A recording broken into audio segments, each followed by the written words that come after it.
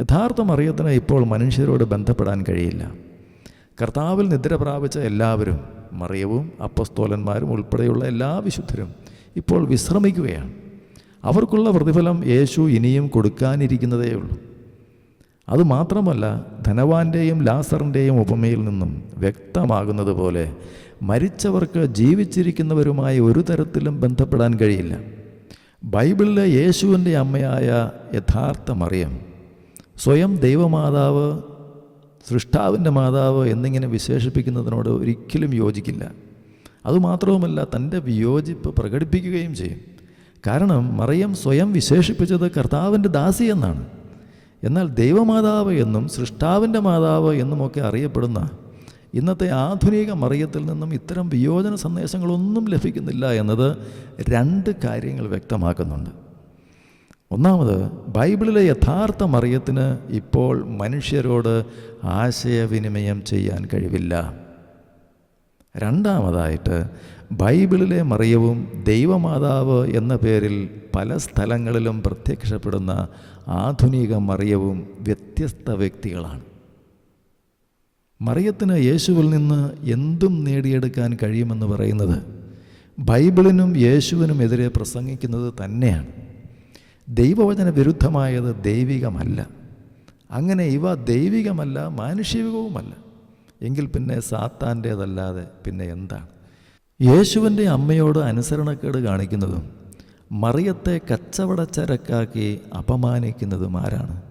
അത് ഇന്നത്തെ മറിയ ഭക്തരാണ്. യേശുവിൻ്റെ അമ്മ ഒരു സഭാപ്രസ്ഥാനത്തിൻ്റെയും സ്വകാര്യ സ്വത്തല്ല എന്ന് നാം മനസ്സിലാക്കണം. പെന്തക്കോസ്തുകാർ യേശുവിൻ്റെ അമ്മയ്ക്ക് ബൈബിൾ കൊടുക്കുന്ന അതേ പ്രാധാന്യം കൊടുക്കുന്നവരാണ്. വചനത്തോട് കൂട്ടാനോ കുറയ്ക്കാനോ പെന്തക്കോസ്തുകാർ തയ്യാറല്ല. യേശുവിൻ്റെ അമ്മയ്ക്ക് ബൈബിൾ കൊടുക്കുന്നതിനേക്കാൾ കൂടുതൽ പ്രാധാന്യം കൊടുത്ത് വണങ്ങി ദൈവതുല്യമാക്കി ദൈവത്തെ ഒതുക്കിക്കളയുന്ന സാത്താനീയ തന്ത്രം കത്തോലിക്കർ എന്തുകൊണ്ട് മനസ്സിലാക്കുവാൻ വിസമ്മതിക്കുന്നു എന്നുള്ളതാണ് അതിശയമായിരിക്കുന്നത്. സകലത്തിലും മുൻതൂക്കം യേശുവിനാണ് എന്ന് വചനം പറയുന്നു. യേശുവിനെ അനുസരിക്കുവാൻ പറയുന്ന യേശുവിൻ്റെ അമ്മയോടും യേശുവിനോടും ഏറ്റവും കൂടുതൽ അനുസരണക്കേട് കാണിക്കുന്നത് ഇന്നത്തെ മറിയ ഭക്തരാണ്. കാരണം യേശുവിൻ്റെ അമ്മ പറയുന്നു യേശുവിനെ അനുസരിക്കുക. ഇന്നത്തെ മറിയ ഭക്തർ ഇന്നത്തെ മറിയത്തെയാണ് അനുസരിക്കുന്നത്. ദൈവമാതാവിനോടുള്ള ഭക്തിയിലൂടെ യേശുവിൻ്റെ അമ്മയെ പ്രതിഷ്ഠയാക്കി, പ്രതിമയാക്കി, ഉപകരണമാക്കി ദൈവത്തെയും യേശുവിൻ്റെ അമ്മയെയും അപമാനിക്കുകയാണ് വാസ്തവത്തിൽ ഇവർ ചെയ്യുന്നത് എന്ന് നാം ചിന്തിക്കണം. ഇന്ന് വാസ്തവത്തിൽ യഥാർത്ഥ മറിയത്തെ ആരും ഉയർത്തി കാണിക്കുന്നില്ല. മറിച്ച് പലതരം തെറ്റായ മറിയങ്ങൾ സഭകളിൽ അരങ്ങ് തകർക്കുകയാണ് ചെയ്യുന്നത്. അവർക്ക് പ്രത്യേകം ആകർഷകമായ വിഗ്രഹങ്ങൾ നൽകി പ്രതിഷ്ഠിച്ച് പ്രത്യേക ഉദ്ദിഷ്ടകാര്യ സാധ്യതകൾക്കായുള്ള അത്ഭുത സിദ്ധികളുണ്ട് എന്ന് പരസ്യപ്പെടുത്തി ജനങ്ങളെ ആകർഷിച്ച് അവരുടെ ഭക്തിയും ആരാധനയും പണവുമെല്ലാം സ്വീകരിക്കുന്നു.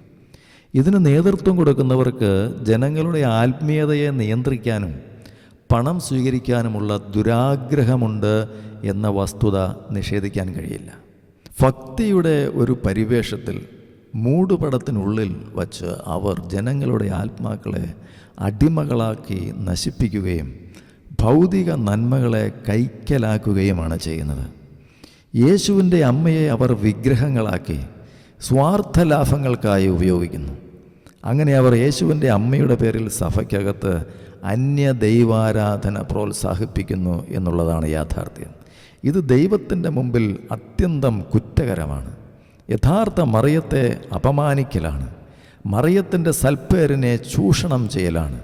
അങ്ങനെ മറിയത്തിൻ്റെ ഭക്തരെന്ന് സ്വയം നടിക്കുന്നവർ അവർ തന്നെയാണ് മറിയത്തിൻ്റെ യഥാർത്ഥ ശത്രുക്കളായിത്തീരുന്നത്. അത് വളരെ വിരോധാഭാസമായി തോന്നാമെങ്കിലും അതാണ് യാഥാർത്ഥ്യം. തങ്ങളുടെ സ്വാർത്ഥ താല്പര്യങ്ങൾക്കായി അവർ മറിയത്തെ വിൽപ്പനച്ചരക്കാക്കുകയും ജനങ്ങളെ ചൂഷണം ചെയ്യുകയുമല്ലേ ചെയ്യുന്നത്. തങ്ങളുടെ അധികാരം നിലനിർത്തുവാൻ പുരോഹിതവർഗം വളരെ അധമമായ രീതിയിൽ കാര്യങ്ങൾ നീക്കുന്നു. അവർ ജനങ്ങളിൽ നിന്ന് സത്യം മറച്ചു വയ്ക്കുന്നു, യേശുവിനെ മറച്ചു വയ്ക്കുന്നു, യേശുവിനെ ഒതുക്കിക്കളയുന്നു. തെറ്റിലൂടെ ആളുകളെ നടത്തുകയാണ്. അർത്ഥസത്യങ്ങൾ കൊണ്ട് ആളുകളെ വഞ്ചിക്കുകയാണ്. ശരിയായത്, സത്യമായത് തിരഞ്ഞെടുക്കുവാൻ ജനങ്ങൾക്ക് അവസരം നിഷേധിക്കുകയാണ്, അനുവദിക്കുന്നില്ല. മറിയത്തെ വേർതിരിച്ച് വാഴ്ത്തി പുകഴ്ത്തുന്നത് ഉപരിപ്ലവമായൊരു ചിന്താഗതിയാണ്. ദൈവത്തിൻ്റെയും മനുഷ്യകുലത്തിൻ്റെയും ഇടയ്ക്കുള്ള ഏക മധ്യസ്ഥൻ ദൈവപുത്രനായ ഈശോ മിശിഹായാണ്. മറിയം സൃഷ്ടിയായതിനാൽ പൂർണ്ണ ദൈവവും പൂർണ്ണ മനുഷ്യനുമായ ഈശോ മിശിഹായാൽ രക്ഷിക്കപ്പെട്ടവളാണ്. സഹരക്ഷക എന്നുള്ള പദപ്രയോഗം ഈശോ മിശിഹായാൽ രക്ഷിക്കപ്പെട്ടവളാണെന്ന സത്യത്തിന് യാതൊരുവിധ മങ്ങലും ഏൽപ്പിക്കുന്നതിന് ഇടയാക്കുന്നതാവരുത്. എല്ലാ വിശ്വാസികളും രക്ഷാകര കർമ്മത്തിൽ സഹകരിക്കുന്നവരാകുന്നു. മറിയം സഭയ്ക്കുപരിയല്ല, സഭയ്ക്കുള്ളിലാണ്. തന്മൂലം സഭയുടെ മാതാവ് എന്നതുപോലെയുള്ള സംജ്ഞകൾ മറിയത്തെ രക്ഷിക്കപ്പെട്ടവരുടെ സമൂഹമായ സഭയുടെ അംഗമാണെന്ന സത്യത്തിന് യാതൊരു കോട്ടവും വരുത്തരുത്. പ്രത്യേക പദവികളും സംജ്ഞകളും നൽകി മറിയത്തിൻ്റെ സ്തുതിഗീതങ്ങൾ ആലപിക്കുന്നതിനേക്കാൾ ഉചിതം മറിയത്തിനുള്ള യഥാർത്ഥ സ്ഥാനം കണ്ടെത്തുകയും അവളെ അനുകരിക്കുന്നതിന് ആത്മാർത്ഥമായി പരിശ്രമിക്കുകയുമാണ്. മനുഷ്യാവതാരം ചെയ്ത ദൈവപുത്രനായ ഈശോ മിശിഹായാണ് യഥാർത്ഥ രക്ഷകൻ. അവിടുന്ന് മാത്രമാണ് ഉദ്ധാരകൻ. ദൈവപുത്രനിൽ കൂടി മാത്രമാണ് മനുഷ്യരക്ഷ സാധിക്കുവാൻ പിതാവായ ദൈവം തിരുമനസ്സായത്. മശിഹായുടെ പീഡാനുഭവത്തിലും മരണത്തിലും ഉത്ഥാനത്തിലും കൂടിയായിരുന്നു മനുഷ്യരക്ഷ സാധിച്ചത്. തന്മൂലം മനുഷ്യകുലത്തിൻ്റെ പരിത്രാണകൻ പൂർണ്ണമായും ഈശോ മിശിഹ തന്നെയാണ്. മർത്യകുലത്തിലെ യാതൊരു വ്യക്തിയും ദൈവപുത്രനും രക്ഷകനുമായ ഈശോ മിശിഹായിൽ കൂടിയല്ലാതെ രക്ഷപ്പെട്ടിട്ടില്ല, രക്ഷപ്പെടുകയുമില്ല. മറിയവും ഇതിനൊരു അപവാദമല്ല. ഇത് ഡോക്ടർ സേവ്യർ കൂടപ്പുഴ സഭാവിജ്ഞാനീയം എന്ന പുസ്തകത്തിൽ 1996 പുസ്തകത്തിൽ പേജ് 684 മുതലുള്ള ഭാഗങ്ങളിൽ പറയുന്ന കാര്യങ്ങളാണ്. അപ്പോൾ കത്തോലിക്ക സഭയിൽ അനുവർത്തിക്കുന്ന പല ആശയങ്ങളും തെറ്റാണ് എന്നുള്ള സൂചന കത്തോലിക്കർ തന്നെ മനസ്സിലാക്കിയിട്ടുണ്ട് എന്നുള്ളതാണ് ഇവിടെ പറയുന്നത്. അപ്പോൾ നാം മനസ്സിലാക്കേണ്ട കാര്യം, ഈശോ മിശിഹായുടെ കേന്ദ്രസ്ഥാനത്തിന് മങ്ങലേൽപ്പിക്കുന്ന ഭക്തിയൊന്നും മരിയ ഭക്തി എന്ന പേരിന് അർഹമല്ല എന്നുള്ളതാണ്. സഭയുടെ ഐക്യത്തിന് തന്നെ അത് വിഘാതമാകും. ഈശോ മിശിഹായിൽ കേന്ദ്രീകൃതമായ ആരാധനാക്രമ പൈതൃകം കൈമുതലായുള്ള അകത്തോലിക്ക സഭകൾ കത്തോലിക്ക സഭയിൽ ചിലയിടങ്ങളിൽ നടക്കുന്ന ഈ രീതിയിലുള്ള മരിയ ഭക്തിയും വിശുദ്ധരോടുള്ള വണക്കവും സഭ ഐക്യത്തിന് വിഘാതമാണെന്ന് കരുതുന്നതിൽ കുറെയെങ്കിലും കാര്യമില്ലാതില്ല.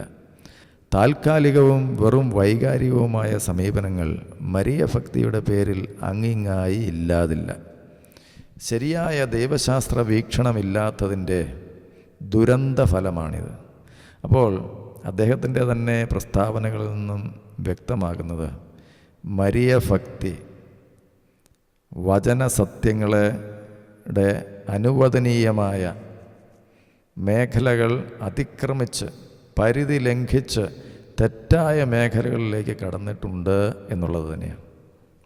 അപ്പോൾ മരിയ ഭക്തി വിട്ട് യേശു ഭക്തിയിലേക്ക് കടന്നു വരുവാൻ വിശ്വാസികൾക്ക് കഴിയട്ടെ എന്ന് ആഗ്രഹിക്കുന്നു. കാരണം യേശുവിൻ്റെ മഹത്വത്തിലാണ് ദൈവം മഹത്വപ്പെടുന്നത്. പരിശുദ്ധാത്മാവ് യേശുവിനെ മാത്രമേ മഹത്വപ്പെടുത്തുകയുള്ളൂ. യേശു പറഞ്ഞു, ഞാൻ എൻ്റെ അടുക്കലേക്ക് എല്ലാ മനുഷ്യരെയും ആകർഷിക്കും. ഇതിൽ നിന്നും നമുക്ക് മനസ്സിലാകുന്നത് യേശുവിലേക്ക് മനുഷ്യരെ നയിക്കാത്ത, തന്നിലേക്ക് തന്നെയോ മറ്റുള്ളവരിലേക്കോ മനുഷ്യരെ ആകർഷിക്കുന്നവരാരും ദൈവാത്മാവിനാൽ നയിക്കപ്പെടുന്നവരല്ല എന്നാണ്. മറിച്ച് അവയെല്ലാം ദൈവത്തിനെതിരായി പ്രവർത്തിക്കുന്ന ദുഷ്ടാത്മശക്തികളുടെ കൗശലപൂർവമായ പ്രവർത്തനങ്ങളുടെ പ്രതിഫലനമാണ്. ദൈവത്തോടുള്ള വിധേയത്വത്തിൽ നിന്ന് ഉരുത്തിരിയുന്ന തന്നോടുള്ള വ്യക്തിപരമായ ആത്മീയ ബന്ധം മാനുഷികമായ ജഡിക ബന്ധങ്ങളെക്കാൾ വളരെയധികം പ്രധാനവും ഉന്നതവുമാണ് എന്ന് യേശു പഠിപ്പിച്ചു. മറിയത്തിന് ഭൂമിയിൽ ജീവിച്ചിരുന്നപ്പോൾ സാധിച്ചതൊക്കെയും മരണശേഷവും സാധിക്കുമെന്ന് അനുമാനിക്കുന്നത് ബൈബിൾ പരമായി യാതൊരു അടിസ്ഥാനവുമില്ലാത്തതും സാമാന്യ ബുദ്ധിക്ക് നിരക്കാത്തതും ദൈവ സത്യത്തിന് വിരുദ്ധവുമാണ്. ക്രിസ്ത്യാനികളായ ആളുകൾ മറിയത്തിൻ്റെയോ വിശുദ്ധരുടെയോ പ്രത്യക്ഷതകളെയാണോ അതോ യേശുവിൻ്റെ വരവിനെയാണോ കാത്തിരിക്കേണ്ടത്? ദൈവവചനം എന്താണ് നിങ്ങളെ പഠിപ്പിക്കുന്നത്? ഈ വിഷയങ്ങളെയൊക്കെ ആധാരമാക്കി നിങ്ങളൊന്ന് ചിന്തിച്ച് ദൈവവചനമൊന്ന് വായിച്ച് ക്രിസ്തുവിനോട് ഒരു പടി കൂടി അടുത്തു വരുവാൻ നിങ്ങളൊന്ന് ശ്രമിച്ച് അവൻ നിന്നോട് അടുത്തു വരും.